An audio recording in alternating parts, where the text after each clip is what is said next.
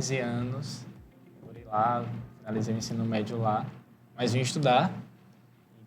Assim que eu vim para cá, no segundo ano, acredito que eu já morava aqui, eu comecei os encontros vocacionais e hoje estou já no seminário maior. E uma informação importante, né? Sítio do Quinto, lá na Bahia. É do lado de Coranajunçá, da cidade que eu sou também, que eu já morei lá. Sou meio baiano, meio sergipano. Me considero mais sergipano, que eu vim pra cá logo cedo também. Mas me diga, já começou lá essa vontade, lá no sítio, lá de quando você era pequenininho mesmo, tipo, de estar próximo, de sempre servir na igreja? Sempre servi, mas ao mesmo tempo sempre quis ser professor.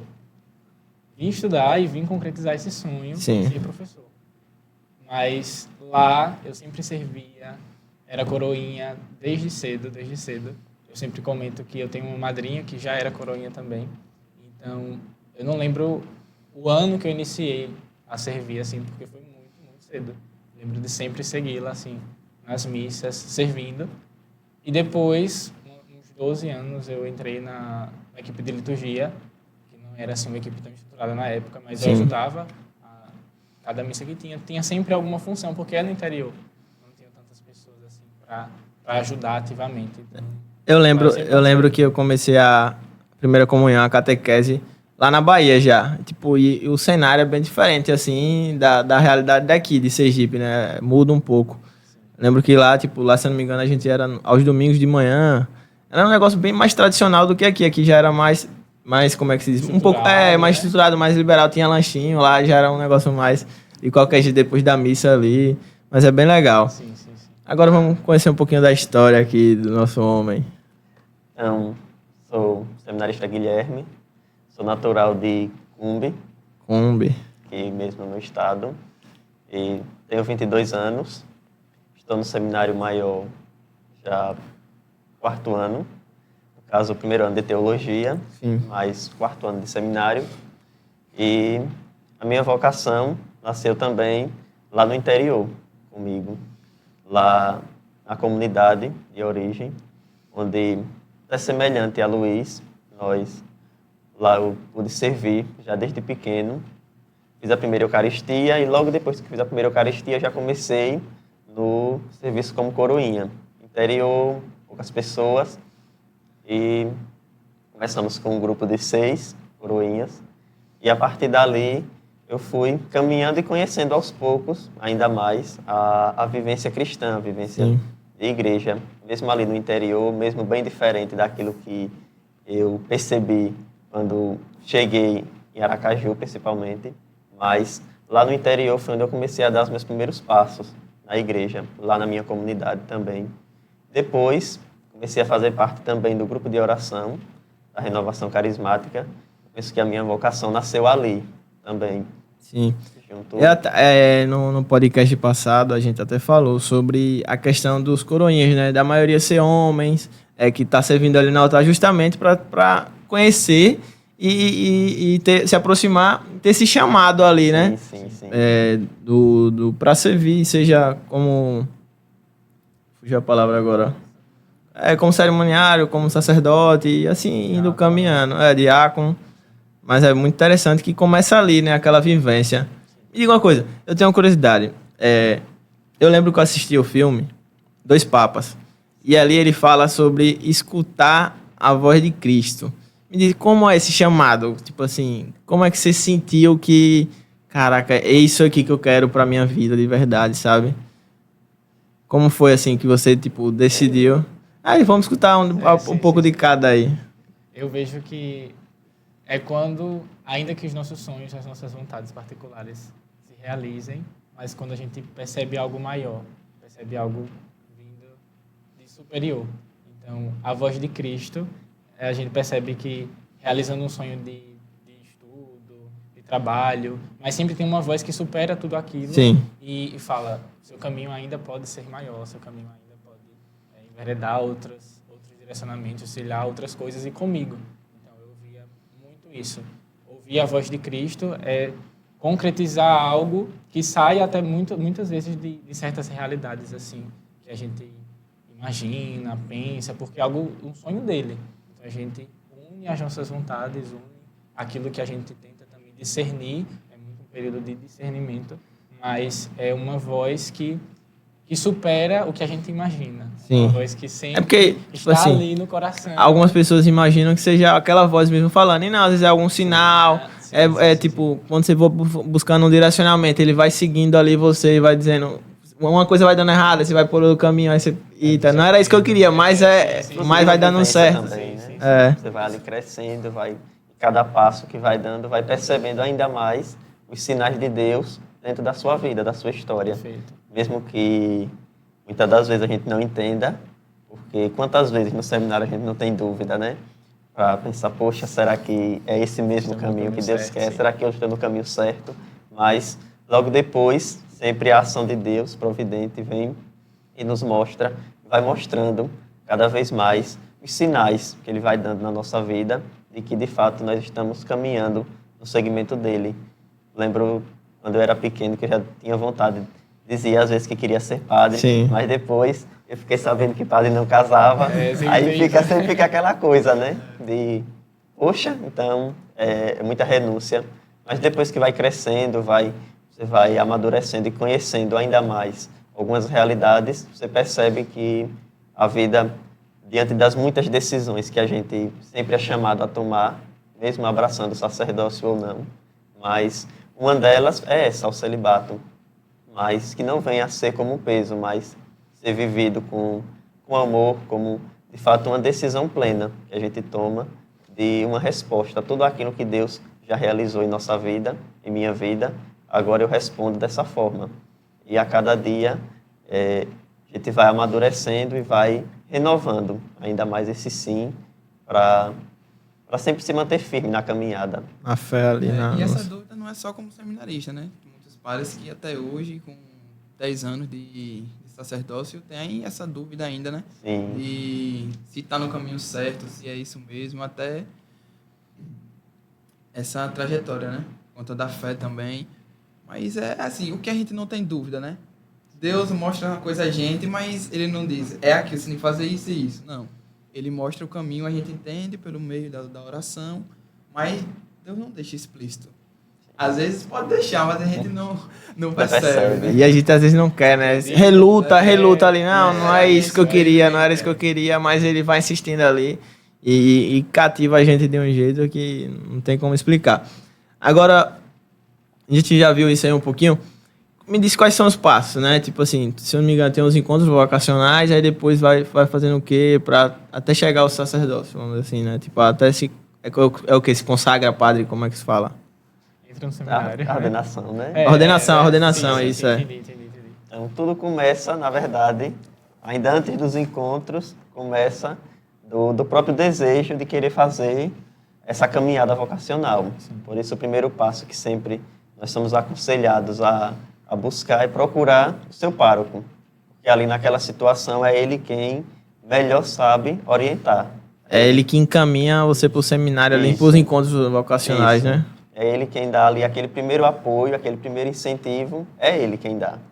Então, percebe os sinais também, a vivência da comunidade. O Padre Marcelo tentou com esse cara aqui, mas... Eu fui para o encontro vocacional, foi no Luiz, né? Mas ele viu que... Depois conheci Guilherme, talvez que eu fui no seminário lá, foi. A gente se conheceu melhor. E uma coisa que eu achei muito bonita no encontro vocacional, né? Que foi que hoje é seminarista, acho que ele é seminarista do Propedêutico, lá em Itabaiana, né? Que ele falou dessa voz, né? Que ele namorava e ele não sentia que tinha um desejo, que ele tinha um chamado, que Deus chamava ele, mas ao mesmo tempo ele namorava, não sabia o que fazer, e com a conversa ele teve, né? Porque muitas pessoas acham que ser padre é a pessoa que vive na igreja, é coroinha e não namora, não tem outra vivência social, fica ali na igreja. E ele falou nesse momento, né?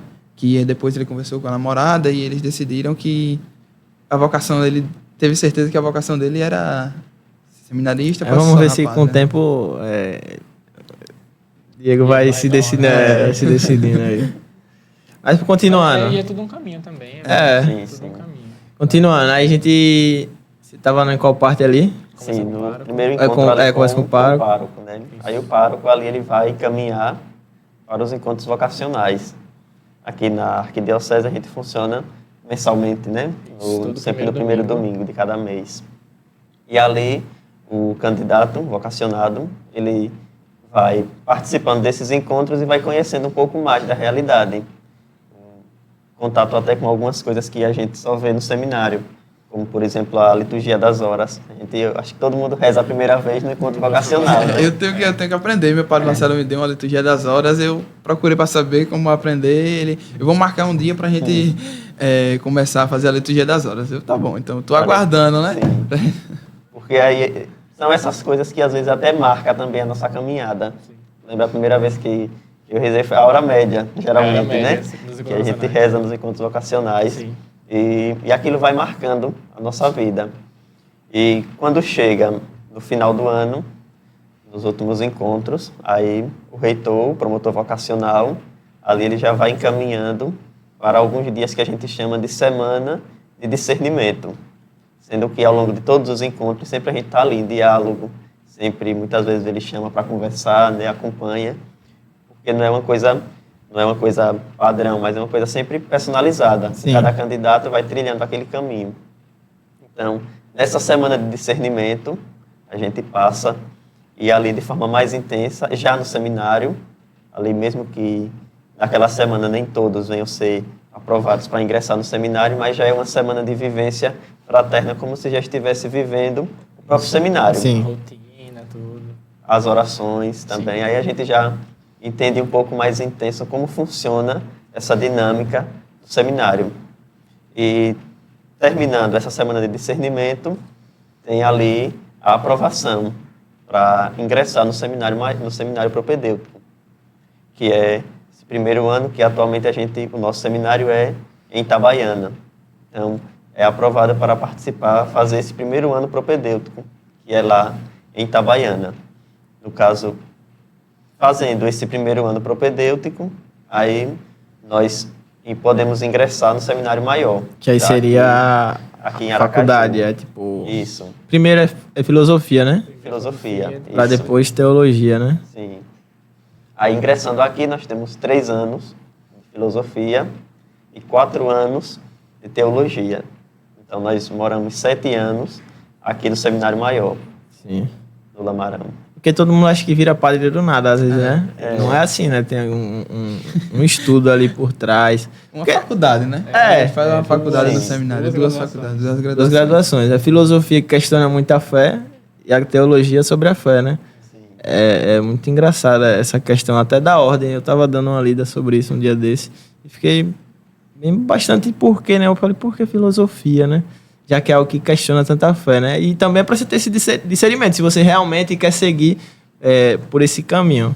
E nós vamos estar em contato com pessoas, nós vamos estar em contato com o humano. Então, você precisa entender, ter essa base e muitos conceitos também na teologia que precisam ser trabalhados e ter pelo menos alguma base na filosofia. Isso. Então, por isso esse... Você queria ser professor, já também, queira que não, exerce a função de algo. Queira que não, ensina, né? O padre ensina muitas coisas ali, né? E muitos padres, professores também, professores, psicólogos, arquitetos. Ele falou que no encontro vocacional marcou a hora média, né? Pra mim marcou, eu acho que foi o texto vocacional, né? Vocacional, sim. que eu fui no mês de agosto, né? Sim. E eu fui, entre aspas assim, não sabia como era, fui sem texto, fui sem Bíblia, fui sem nada. Aí tem um seminarista que estava no dia com você também. Ele me emprestou a Bíblia depois na partilha ali. E eu achei muito, muito interessante, sabe, a vivência ali do seminário. Realmente, nos encontros vocacionais, tem todo um preparo para que o candidato, para aquele jovem que sai da sua realidade para tentar discernir, sai da sua realidade para ir um domingo. A gente sempre foca nisso, é um domingo. Um domingo Quantas inteiro, coisas poderíamos fazer Sim. num domingo, mas está ali questionando, refletindo a sua própria vida, a sua própria história. Então a gente tenta trazer formação, trazer o texto vocacional, trazer uma partilha, para que seja um momento bem agradável mesmo. Os encontros vocacionais têm... Eu tenho uma pergunta, como é a rotina, assim, do seminário? No dia que eu fui lá, vocês falaram ainda, né? De como é a rotina, assim, das orações, né? Eu lembro que você falou que tem uma missa em cada andar, né? Um negócio assim, né? Não mais, né? Mas eu acho que quando eu fiz o encontro vocacional, vocês ainda falaram que ainda tinha a missa, mas tem um sacrário, né? Tem uma capela, eu acho, né? Sim. Um oratório em cada andar, né? Isso. Como funciona, assim, essa rotina, assim, desde do acordado? É o dia a dia seminarista. Pode ir, Guilherme, vou complementando. É bem assim, como é que a gente pode dizer? Intenso. É bem intenso, velho. Mas não é assim, nada fora do normal, né? Mas sempre é bem completo o nosso dia. Bem completo.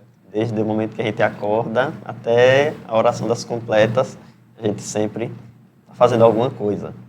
Aí a gente, atualmente, a nossa rotina, 6h20, nós já temos missa na capela externa, quando o Diego já sabe que ele já foi lá no seminário, né?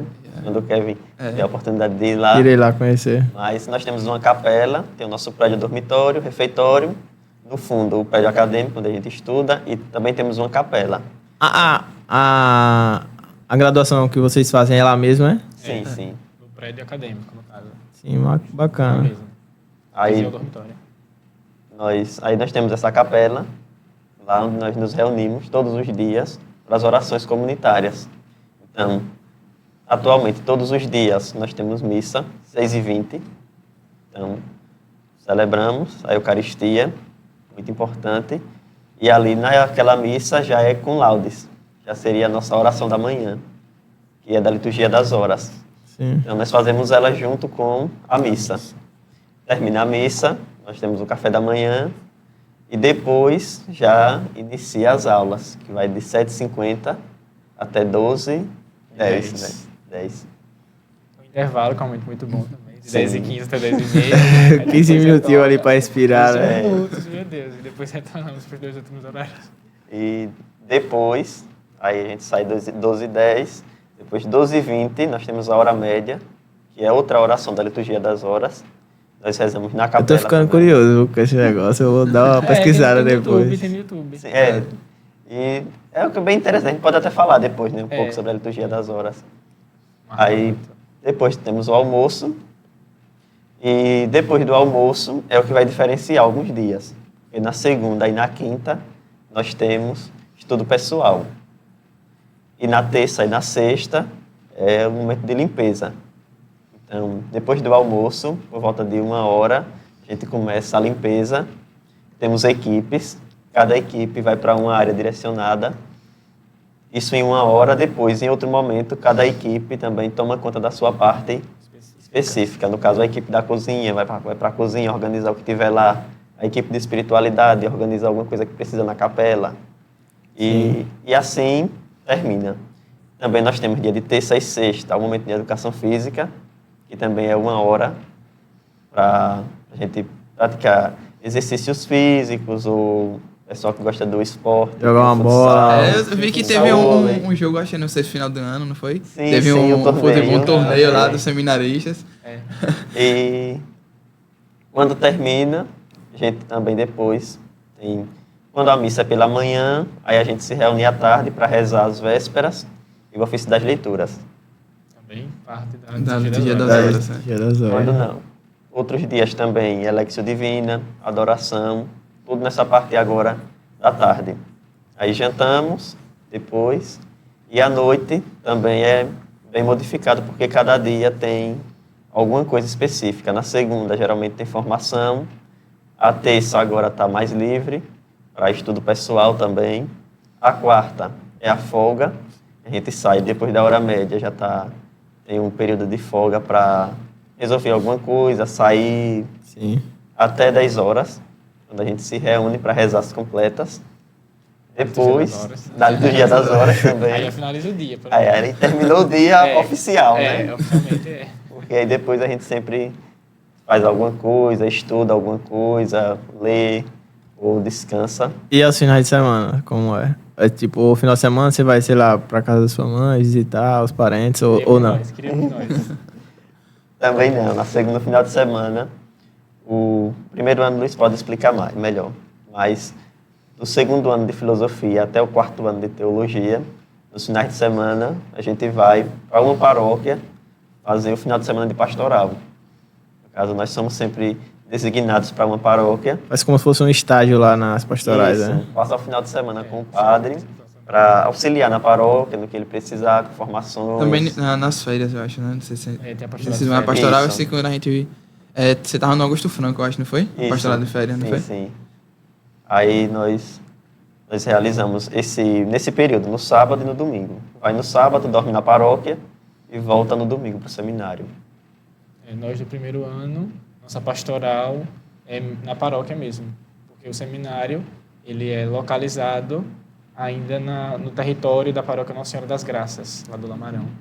Então essa paróquia tem algumas capelas e a nossa turma de 13 pessoas, nós somos direcionados para essas capelas. Desde quando nós entramos no seminário, assim que sai a lista da pastoral deles, nós também recebemos a nossa Sim. lista de pastoral, só que nas capelas.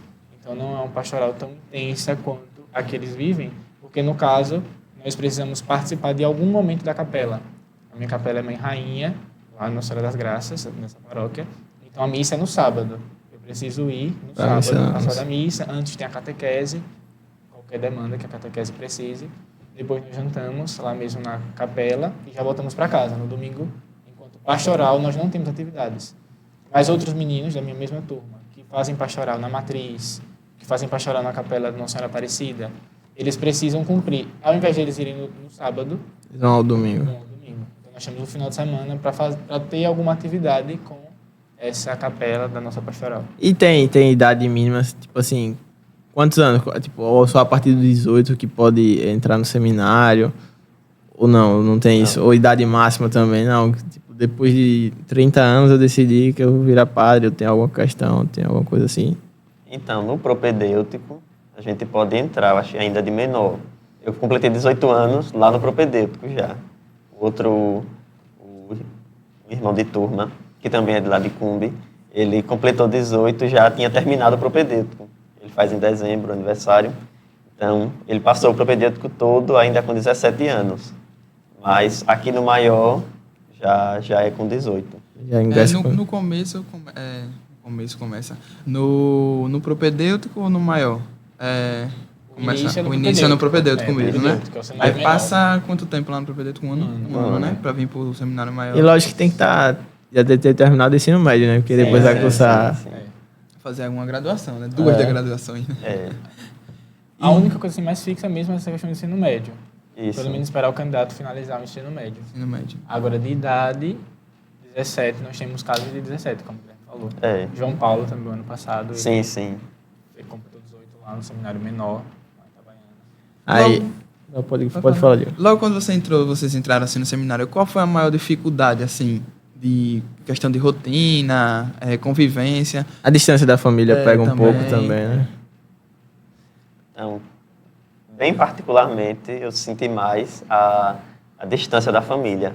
Porque quando eu entrei, ainda foi 2021, ainda estava um pouco dos resquícios da pandemia. Então, nós ficamos bem reclusos. E foi o semestre todo que a gente não foi em casa. A gente só saía mais para resolver algo que fosse bem importante, mas nós não íamos em casa. Então, foi assim, como que para testar mesmo. Eu nunca tinha ficado tanto tempo longe de casa, nem viagem, nem a passeio. Então, foi esse tempo mesmo que, de fato, foi essencial para saber se eu ia me manter firme ou não. Desse intervalo, 2 vezes, minha família foi lá me visitar, mas só nesses 2 momentos eles conseguiram ir lá, porque também a gente não podia ter muito contato, por ainda estar vivendo um pouco daquilo da pandemia. Mas só foi em casa mesmo, nas férias em junho, e depois retornamos novamente. Então pega bastante essa questão da distância da família. Mas é como se fosse já é uma preparação, né? Sim, Porque você sim. pode ser designado para uma paróquia longe e tal, que Exato. essa distância fique mais complicada de você estar indo sempre ver a família. Sim, sim. Exato. Eu já tinha saído de casa há alguns anos, uns 2 anos e pouco, mas eu também senti essa realidade da família, porque eu tinha saído da casa dos meus pais, mas a minha realidade na Piabeta ainda era muito familiar. A minha tia, eu tenho muitas tias lá em Socorro, nos bairros de Socorro, então realmente no seminário isso Pega muito. O celular, tipo assim, é liberado Graças a Deus celular, internet. Mas, tipo, precisa só depois das 10 horas ou durante o dia você Não. pode estar pegando ali, consultando? Pode usar o celular normalmente. Tá tranquilo, então, né? Não pega... Algumas realidades de convento, algumas realidades de outros propedêuticos e outros seminários menor, no caso, realmente tem essa limitação quanto ao celular. Mas pelo menos em Itabaiana, aqui no Maior, graças a Deus nós não temos. No seminário, eu vejo que vocês às vezes têm uns... Não sei como chamar eventos, mas com a família, né? A gente reúne a família para eles vão lá, né? Sim, sim. E vocês... Tá chegando o nosso. É de você. Tem essa convivência. É bom, né? Muito. E se... Mas hoje com o celular até que a distância diminui um pouco, né? Imagina quando não tinha celular, né? Isso muito. Como não era, você não poder fazer uma chamada de vídeo, receber uma foto, mandar um bom dia ali. Perguntar como tá. Não saber como tá acontecendo. Imagina, ele saiu ali depois da pandemia, tipo, querer que não, ainda podia respingar alguma coisa, acontecer alguma coisa com a família e você não tem noção. Sei lá, se depois de 6 meses, 6 meses, 3 meses, 1 mês, você ficar sabendo que alguém da sua família faleceu. Então, deveria ser bastante complicado ali. E voltando ao assunto do seminário, eu acho muito, muito bonito, assim, né? Eles falam da questão da limpeza, essas coisas, mas se você vê, tem uma missa, a parte da ornamentação, quando eu fui com a missa de Dom Josafá, né? Eles fazem a ornamentação lá mesmo, pegam flores lá, montam os arranjos, tudo. Eu acho muito bonito, Se virou com o né? que tem, né? Como se virou com o que tem. A gente costuma até brincando lá entre nós, a gente dizer que a gente faz milagres às vezes do que não tem, porque a gente sai assim procurando, em um canto acha uma coisa, acha outra, de repente tá lá um canto decorado, uma arrumação de outra parte lá, o refeitório bem arrumado. Isso também que é fruto, assim, tanto daqueles que sabem, né, mas que colocam, assim, os dons à disposição da comunidade. É muito bonito no E seminário. aqueles que não têm o dom, vai na raça mesmo, né? Sempre alguém serve de alguma forma, né? Essa fraternidade a gente já começa desde os encontros vocacionais, quando a gente se juntava para lavar um prato, lavar panela. Isso no seminário só... Vocês que cozinham também? Ou, tipo, tem, sei lá, uma cozinheira para fazer a comida ou algo do tipo? Funcionárias. Para comida tem funcionárias, mas que não trabalham, no caso, no final de semana, no domingo e feriado. Elas ajudam na semana. Porque você imagina, né? Vocês na cozinha são... E no final de semana é que a gente coloca. Os dotes culinários em prática, né? Nossos dons. E realmente, quem não sabe, aí também tem que fazer Sofre, alguma coisa. né? Como eu, tenho que fazer alguma coisa. Lava os pratos, pelo menos, Um enxuga, alguma outro vai coisa. separando, né? E assim vai. Tem que trabalhar. Mas outra questão, assim, também que pega... A questão das renúncias, né? Tipo, como vocês vão muito cedo, né? Tem aquela questão do povo falar de viver, né? Tipo, de vocês renunciar a muitas coisas e querer que não, tipo, não viveu aquilo, né? O que é que vocês acham? Qual é a opinião de vocês sobre isso, assim? Ou acha que estão perdendo alguma coisa? Lógico que não, né? Escolheram estar lá, mas... Me conte um pouco sobre essa renúncia. Tem algum tipo de preconceito, seja da família ou de algumas pessoas de fora, por ter feito essa escolha? Muito questionamento, né? Porque eu mesmo, tipo assim, eu virei ministro da palavra na Paróquia Nossa Senhora Perpétua de Socorro e eu sofri alguns preconceitos, tipo, algumas brincadeiras que você acaba olhando assim que são desnecessárias, né? Imagina vocês, dizendo, com 17 anos, dizendo assim, abandonando toda aquela vida anterior ali, até os desejos da carne e tudo mais.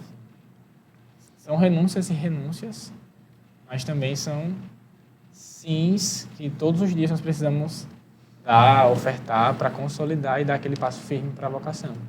É claro que preconceito, acredito que nem tanto, mas nós sentimos assim certas Questionamento, perguntas. né? O preconceito que ele falou foi essa questão de questionamento, sabe? De perguntar, você tá feliz com o pai quando eu fui no encontro vocacional? A gente almoçando assim, né? Chegou uma senhora lá e falou e perguntou, né?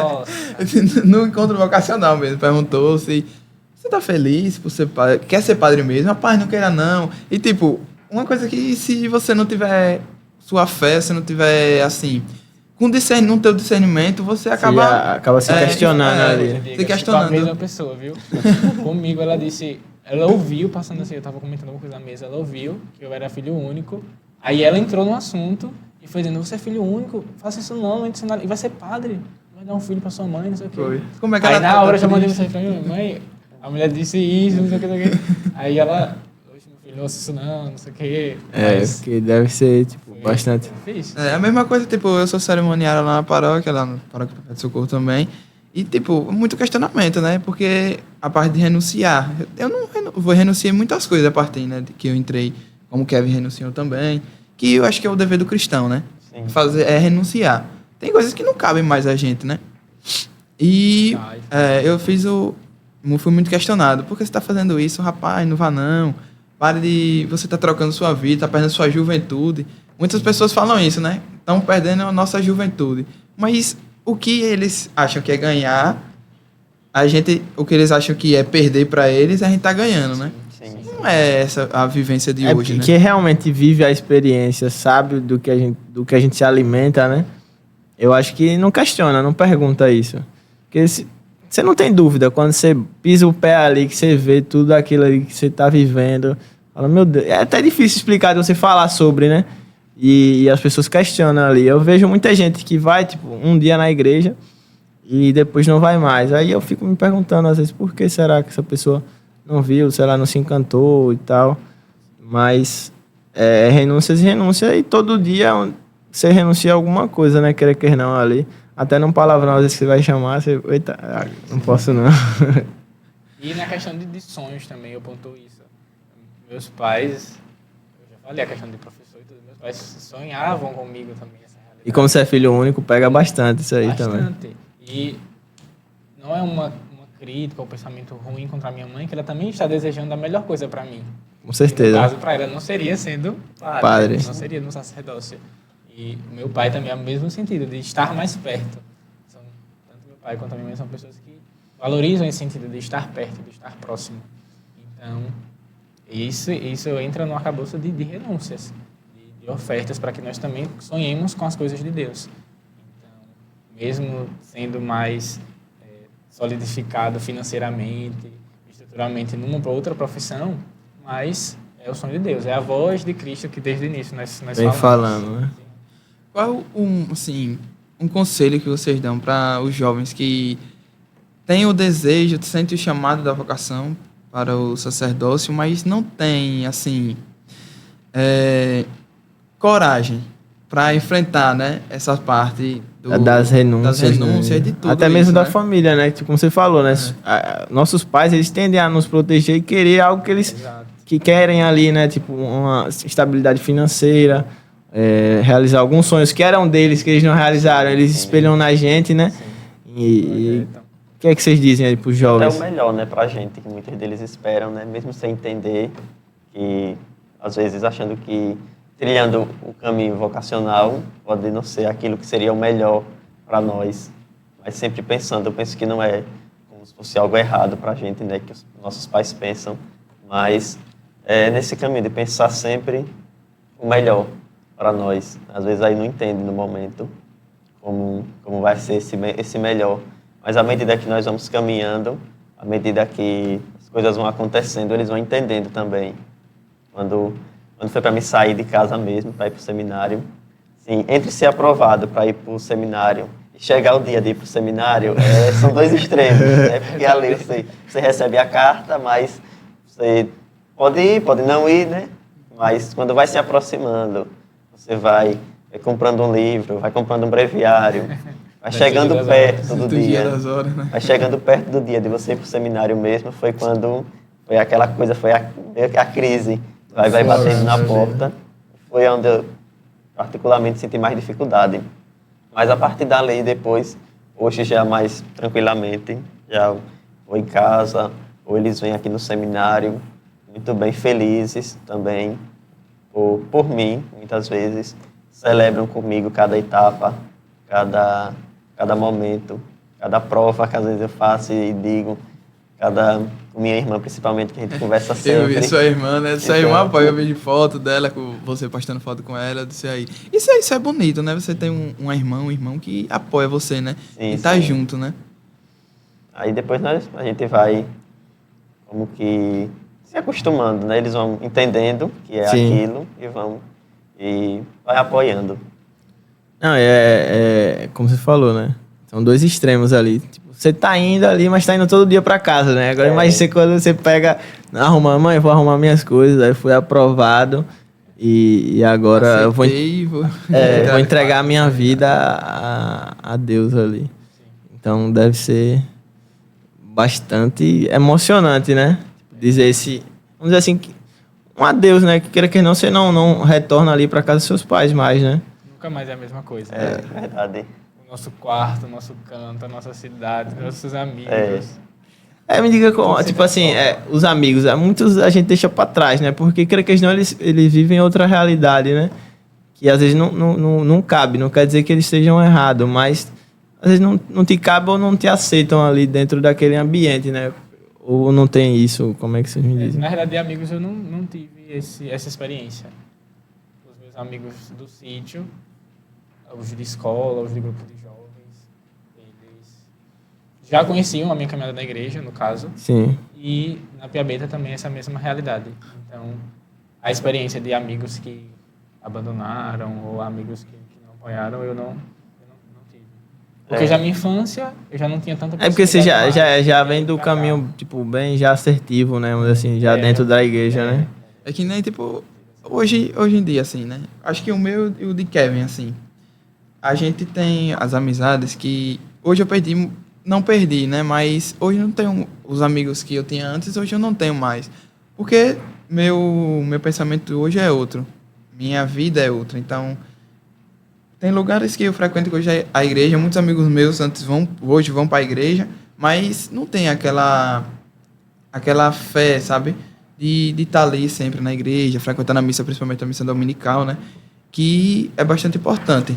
Então, outra coisa também que eu fui questionado foi isso, que eu perdi bastante amizade por conta disso, né? Perdi, entre aspas, né? Que às vezes não é perder, às vezes é ganhar. Mas... É melhor acontecer. Que às vezes é bom, às vezes você tem uma amizade que às vezes está ali, mas você às vezes não quer. Você não quer, tipo... Você não quer ir para uma festa, você não quer ir para determinado lugar, mas por ter amizade, poxa, eu gosto bastante dele, ele tá me chamando, eu vou. Mas... Não tem, né? Mas quando você tem um amigo na fé, hoje eu tenho bastantes amigos na igreja, né? De cerimoniários, tudo. E hoje eu vejo que a gente não... Aquilo que eu vivia antes, hoje eu vivo melhor hoje na igreja, sabe? E eu também queria que você falasse uma parte da carta, dessa carta que no outro podcast que a gente falou, o piloto, né? Eu falei da carta, mas não soube explicar qual é essa parte dessa carta, né?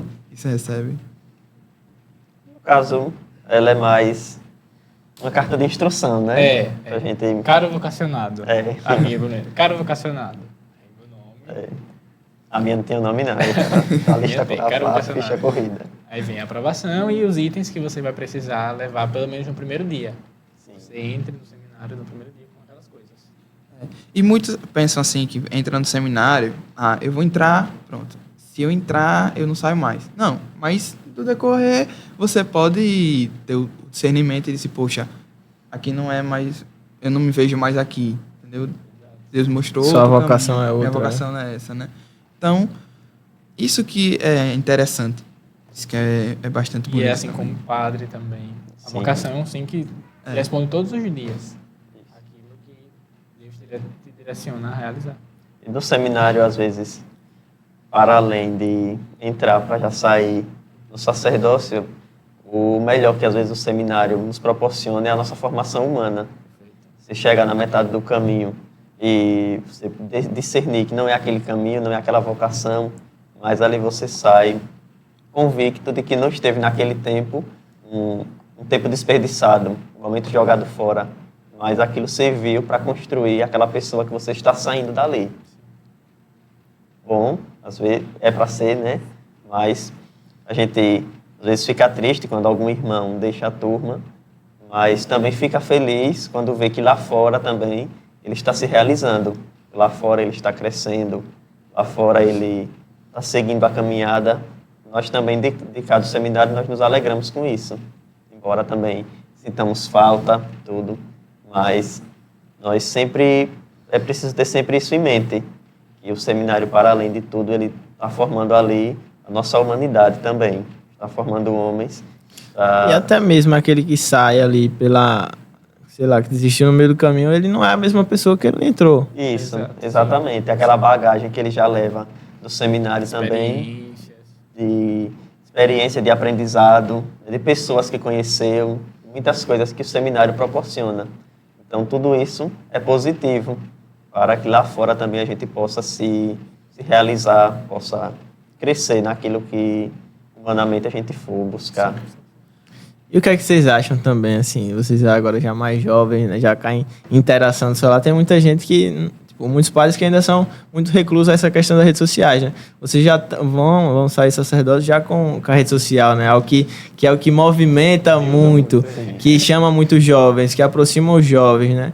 Que vocês têm alguma ideia quanto a isso? Tipo, quando eu tiver eu vou fazer tal isso, ou já estão trabalhando essa rede social para se comunicar com os jovens, né? Para talvez virarem seminaristas ou, no caso, virar pároco de vocês.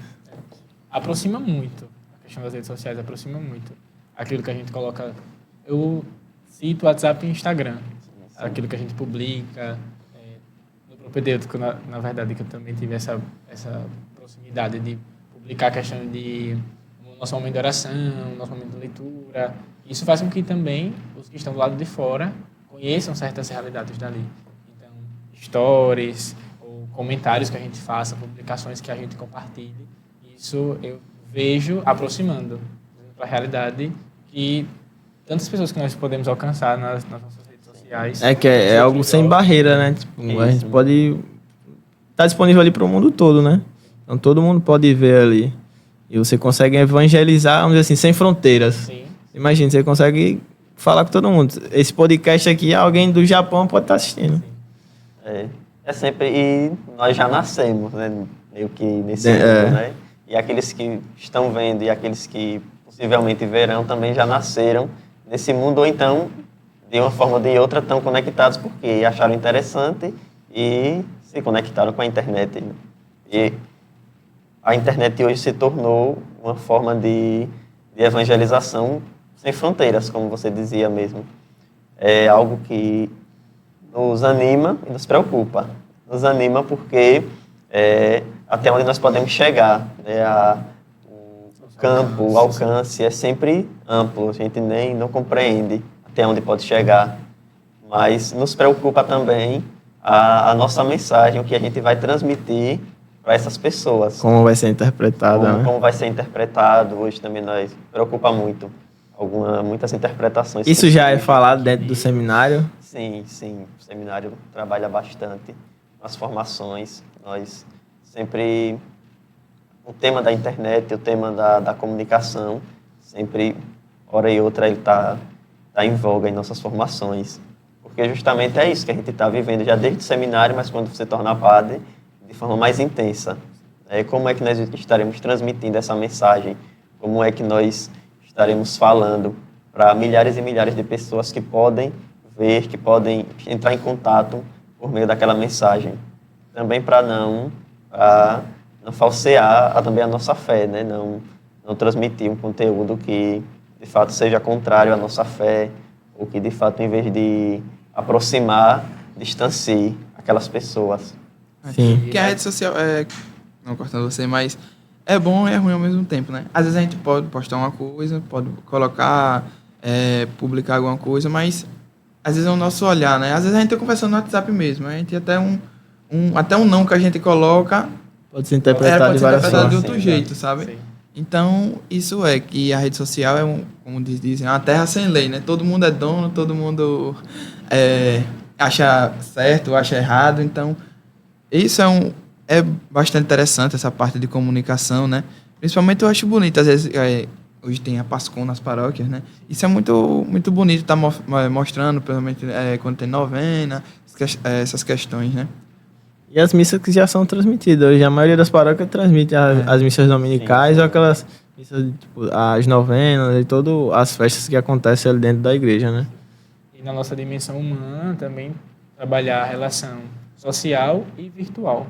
Já é um acréscimo que até os documentos oficiais da igreja, esses documentos já trazem. Relação social, relação virtual. Aquilo que nós somos e fazemos enquanto comunidade ali, mas também aquilo que nós fazemos no campo virtual, no campo tecnológico.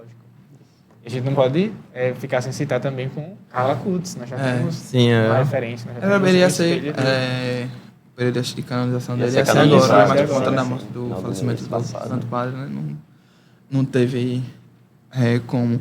Eu quero fazer outra pergunta também, que eu vejo que tem, assim, Ministério do Leitor, Ministério do Acólito. Esses passos, assim, como são... Tem vários passos, né? Como são a trajetória desses passos, assim, para cada conclusão, né? Perguntando a pessoa correta. Então, a gente entra no seminário, a gente passa a filosofia, e quando nós iniciamos a teologia, a partir dali, nós vamos como que avançando em algumas etapas, e a partir dali, nós vamos solicitando, no caso, reafirmando nosso desejo de abraçar o sacerdócio. Isso começa com a admissão às ordens sacras, que geralmente é no primeiro ou segundo ano de teologia. Nós realizamos o pedido, escrevemos o pedido à mão, entregamos ao reitor, que passa para o nosso bispo, e aquilo demonstra que nós desejamos receber aquele ministério. Nós desejamos ingressar, de fato, estar aptos para receber as ordens sacras.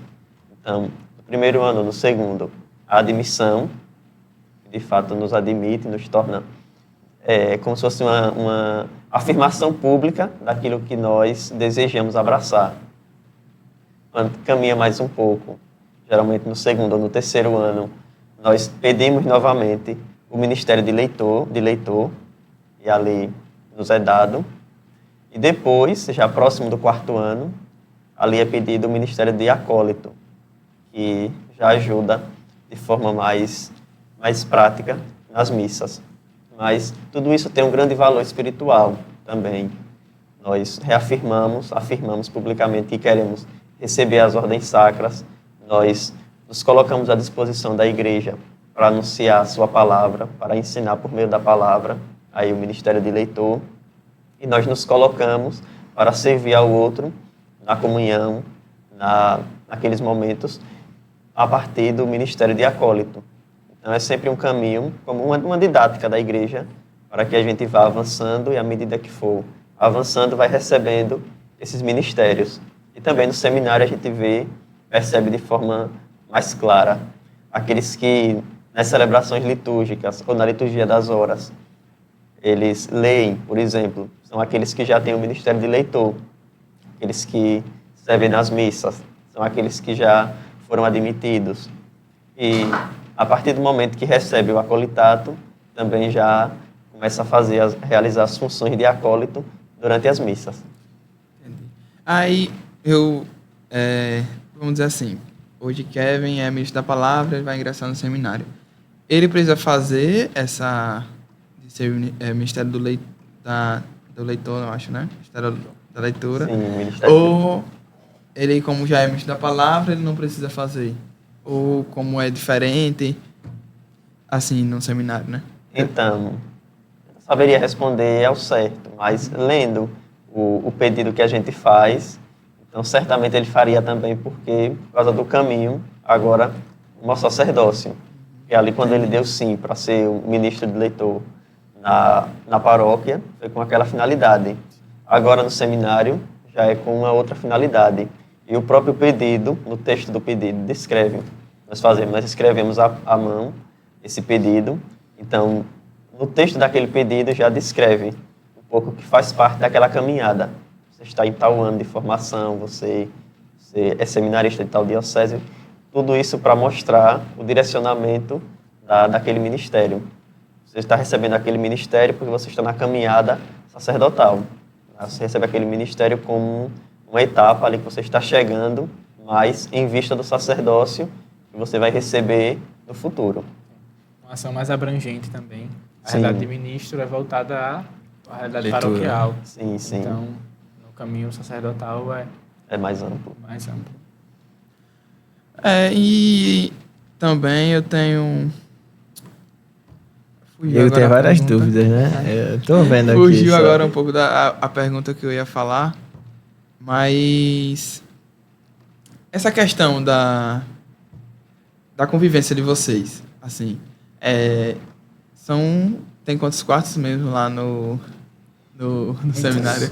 Tem muitos, né? Mas vocês se dividem. No quarto ficam 2, né? 2, 3, né? Depender. Então, essa convivência assim de vocês é uma convivência boa ou vocês acham assim que todo mundo é humano, né? Todo mundo erra, todo mundo tem seu jeito, mas essa convivência acho que ajuda bastante, né? Nesse trajeto, né, para o sacerdócio, né? Porque também na paróquia nós teremos contato com pessoas com as suas dificuldades, pessoas com seus complexos. Então, nós, com os nossos complexos, com as nossas dificuldades, nos unimos a pessoas também com as suas dificuldades e seus complexos.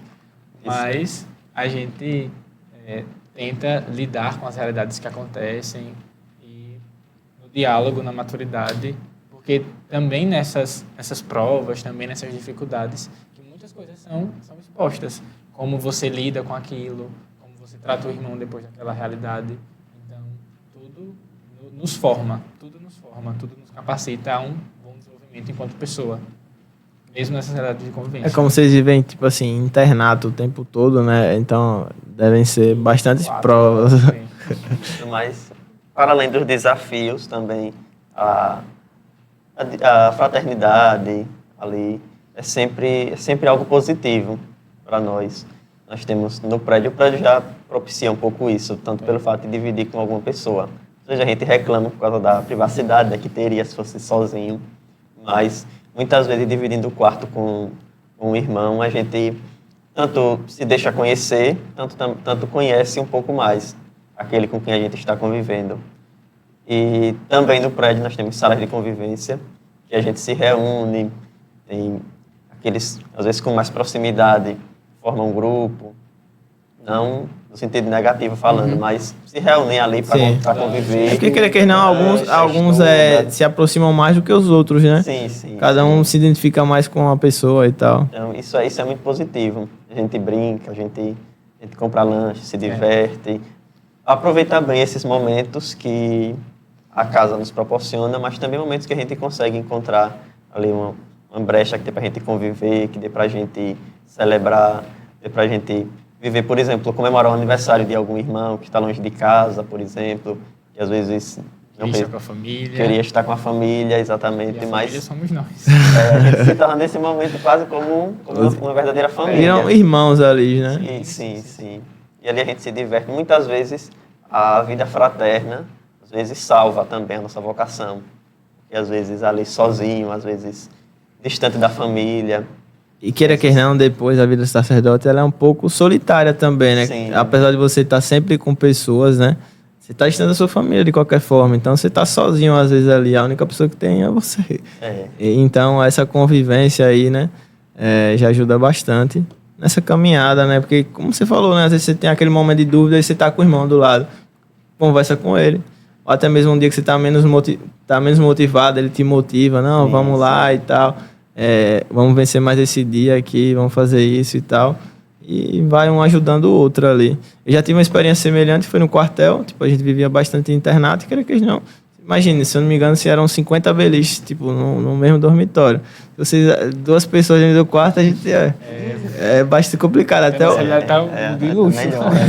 tipo, até o banho, você, tipo assim, não tem a cabine de chuveiro, era chuveiro aberto. Então, a realidade é toda diferente, mas que acaba, tipo assim, a gente tem algumas pessoas, a gente tem uma indiferença, mas que no final, quando aperta o calo, é todo mundo irmão e um ajuda o outro ali. Tem alguma pergunta aí, Diego, mais? Mas eu fiquei ainda com dúvida sobre a liturgia das horas, né? Falar sobre. Eu também nem lembrei, eu tinha trazido aí a liturgia das horas, ele mostrando a você, e a gente aprender mais um pouco, né, sobre a liturgia das horas, porque eu Padre Marcelo disse que ia me dar a liturgia das horas, Mas pode deixar até de dever de casa, né? Pra quem tá assistindo, dar uma olhada, estudar um pouco sobre isso. Se pesquisar liturgia das horas, aí no YouTube tem todas as horas. Todas as horas. Tem um canal que publica e até bem organizado, né? O canal cantam, parte rezada também. Bem bonito. Assim, vocês já pensam assim no futuro, assim, como padre?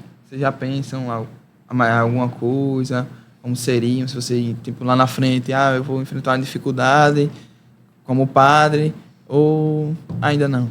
Ainda por estar assim no começo? Eu sempre penso, a gente sempre fica imaginando. Não, e tipo assim, na se paróquia, você na tem, paróquia. se tem algum sonho, tipo assim, como sacerdote, né? Tipo, qual é o meu sonho, né? O que é o que eu quero fazer nessa trajetória? Qual é o caminho que eu quero trilhar, né? Porque, quer que não, dentro do sacerdote tem vários caminhos que você pode trilhar ali, né? Não só ser pároco, mas diversas outras funções que você pode exercer dentro da igreja, né?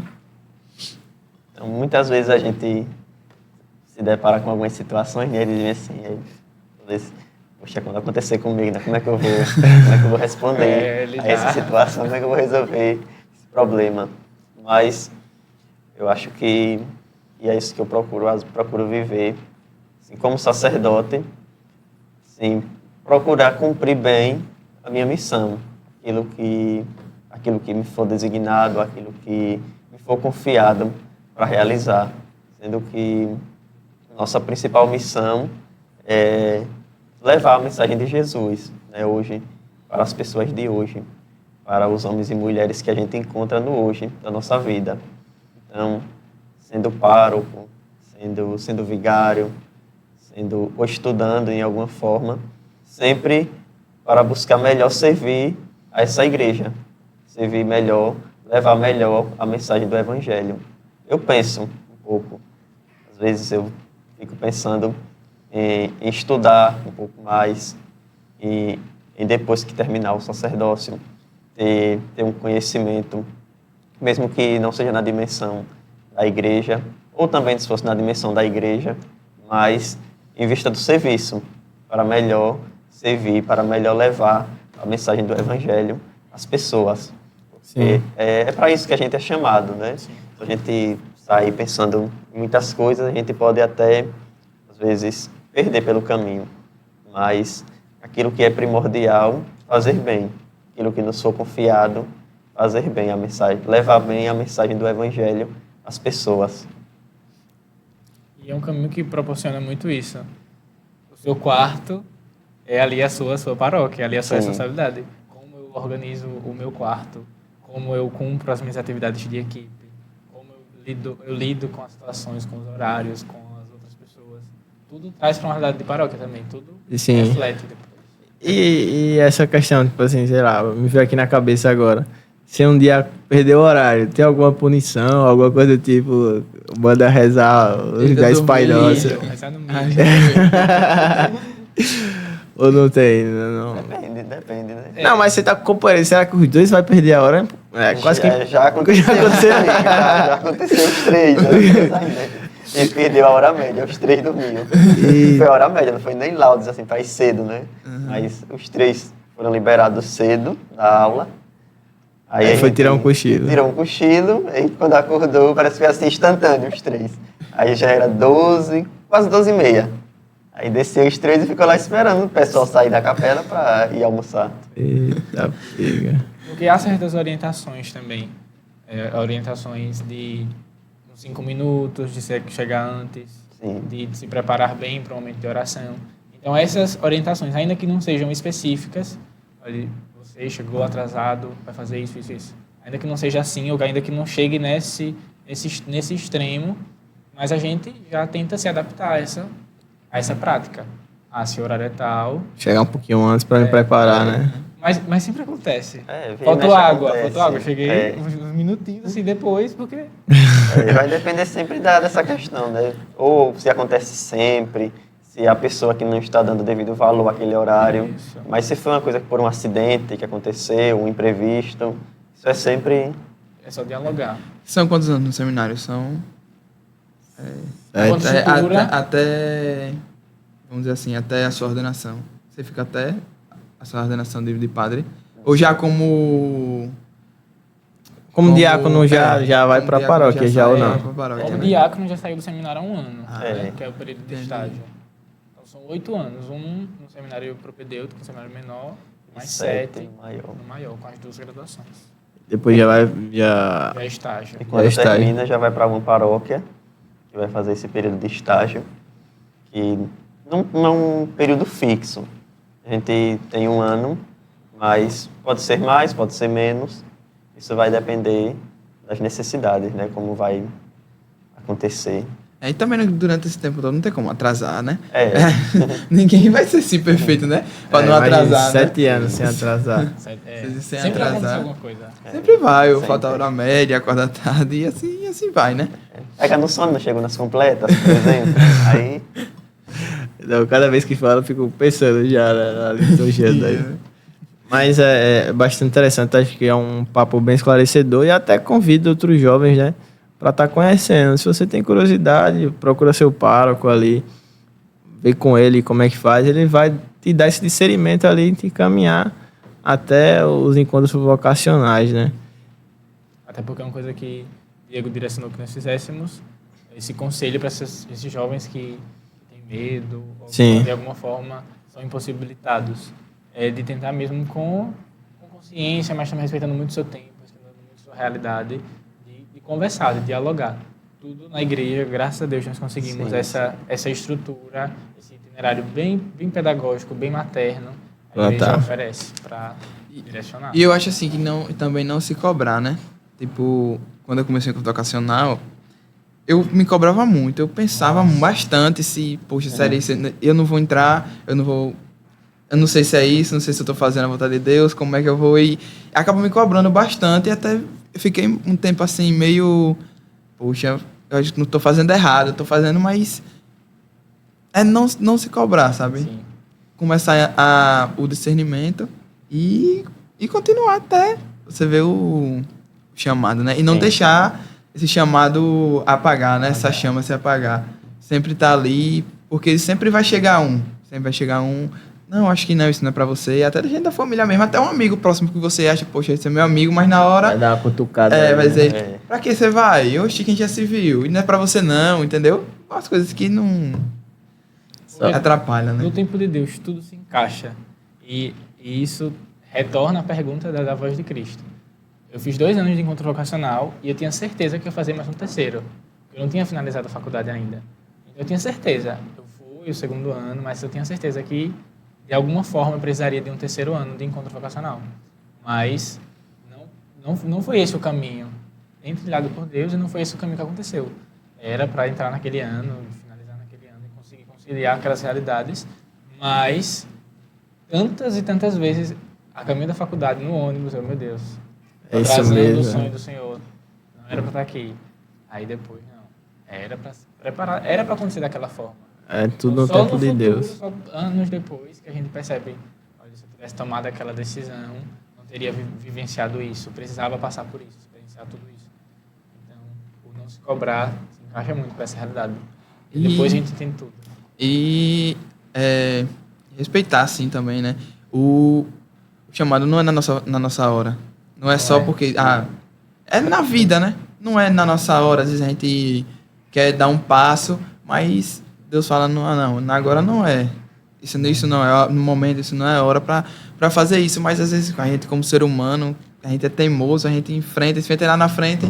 Acontece o pior, aí a gente, poxa, tá vendo aí? Era pra ter... Reconhece. Era pra ter escutado a voz de Cristo depois de ter se frustrado, né? Sim. Isso é muito bonito. Hoje eu não imaginaria estar sentado aqui conversando com vocês. Eu não imaginaria estar aqui. Então, é os passos, né? É aquela questão, né? Que a obra capacita, né? Porque você imagina, a gente não imaginava estar apresentando um podcast, a gente não tem informação para isso, não estudou para isso. Então, através desse chamado para evangelizar, mostrar de uma forma diferente, de uma forma mais jovial, nesse trocar de ideia aqui mesmo, de certa forma a gente pode estar alguém, sei lá, que está em casa agora, com aquele anseio, com aquela dúvida ali, e é tocado ali realmente e fala, não, é isso que eu quero para minha vida, eu vou dar meu sim para Deus e vou seguir, né? Então, eu acho que, de certa maneira, se a gente... No nosso caminho, se a gente conseguir trazer uma pessoa, 2, independente, a gente está fazendo o nosso trabalho ali. E isso ajuda bastante, principalmente para mim, né? Que eu tenho muita vergonha, sou tímido demais. Até ele tava falando que tava gravando uns stories ali, rapaz, quando eu aponto o celular, você muda. Porque é costume. Ele muda até o jeito da voz, jeito de sabe? falar, tudo. Fico, às vezes, sem reação.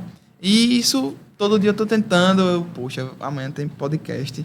Aí eu já tava achando que era ontem, aí ele, é hoje o podcast, né? Eu disse, caramba, já é hoje, e agora? Aí eu fico nervoso já, mas eu disse, não, é amanhã, e eu tô tentando enfrentar isso. E teve até a questão do primeiro, né? Tipo, a gente teve a ideia e Padre Marcelo super apoiou a gente, a Rádio Cultura também.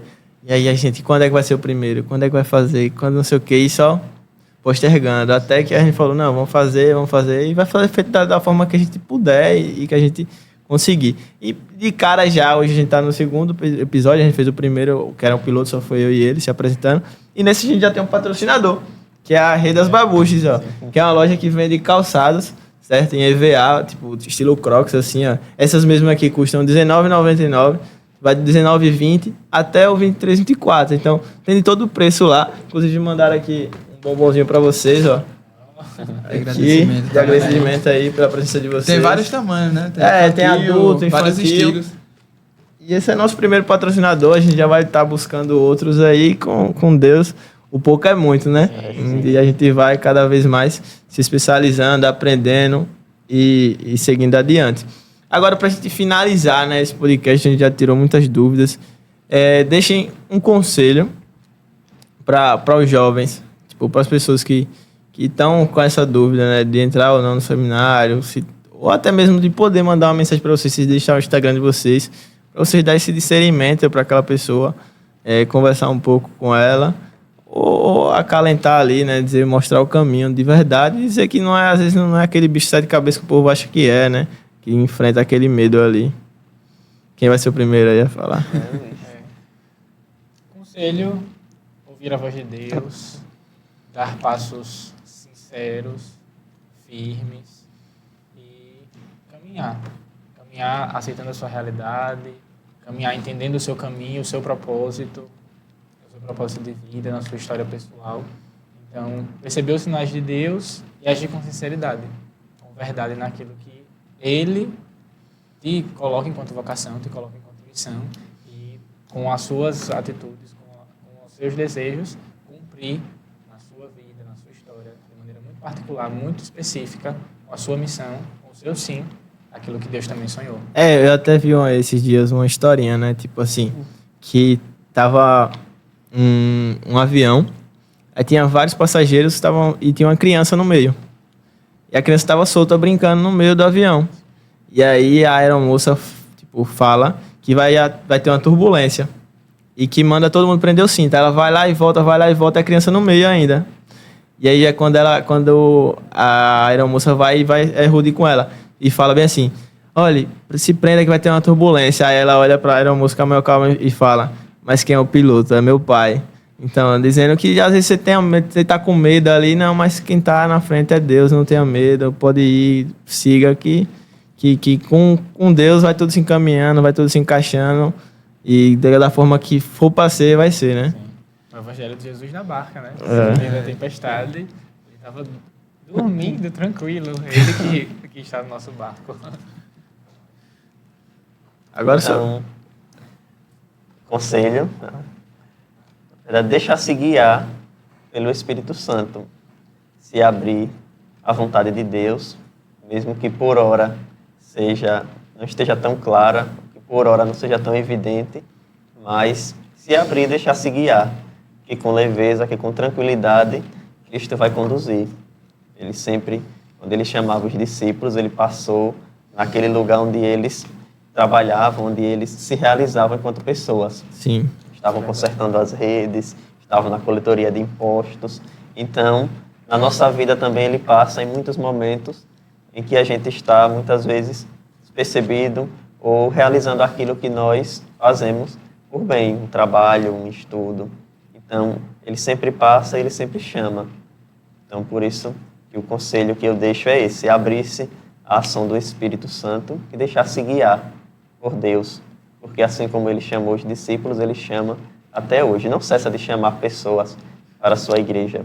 Não cessa de distribuir ministérios, de distribuir dons para nós, mesmo que muitas das vezes a gente não mereça, ou seja, com os nossos vasos de barro, mas ele sempre quer depositar em nós esse dom, quer depositar em nossa vida essa graça que só ele pode dar. Então, a todo instante, Ele está a chamar, Ele está a conduzir. Então, deixe-se guiar, deixe-se abrir a ação do Espírito Santo, que em um momento ou outro, Cristo vai conduzir e vai mostrar, de fato, o caminho certo.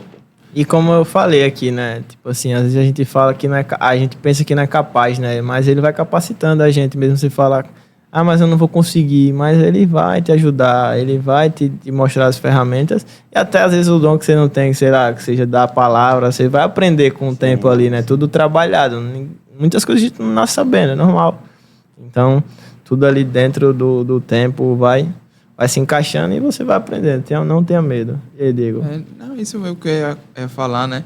Quando é da vontade de Deus, Deus capacita a gente. Não é, Deus quer que eu seja ministro da palavra, que seja ministro da Eucaristia, Ele vai me jogar lá de qualquer jeito. Não, se é a vontade de Deus, Ele vai capacitar você. Como eu tinha falado no piloto da agenda do podcast, eu não imaginava ser cerimoniário, não sabia nem o que era, não sabia como é que eu ia mexer nos objetos litúrgicos, não sabia de nada no missal, não sabia pegar em nada. Meu primeiro contato com o missal, não, vá pra lá, eu vou ficar longe de você.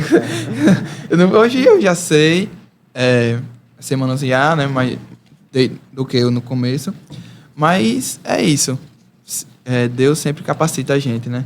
E caso você não tenha a vocação de sacerdote, seja um pescador de homens, né? Evangelize da sua forma, seja através das redes sociais, seja em alguma pastoral, na própria vida, contando suas histórias, as suas experiências de fé. Muita gente ali se identifica e vai frequentar a igreja, vai conhecer mais os evangelhos, né? E é isso. A gente está finalizando aqui mais um podcast. Quero agradecer aos dois aqui que vieram. Ao Guilherme e ao Luiz. Bem solícitos aí, contaram um pouco da vivência do Sim para Deus. Então é isso, meus cadoches. Muito obrigado, que Deus abençoe a vocês e que daqui a pouco a gente vai saber se temos um novo papo ou se estende aí. Ainda não, né? Ainda estamos em reunião. Eu acho que até sexta. Até sexta sai. Eu falei com o Dom disse, eu também acho que até sexta-feira, então acho que até sexta a gente já tem um novo papo aí, né? O comentário aqui, sai o Mundial do Palmeiras, mas não sai o papo. Mas é isso, é muito legal estar vivendo também esse conclave aí e saber um pouco dessa experiência. Valeu, meus cadoches. Fiquem com Deus e estamos aqui. Até o próximo episódio.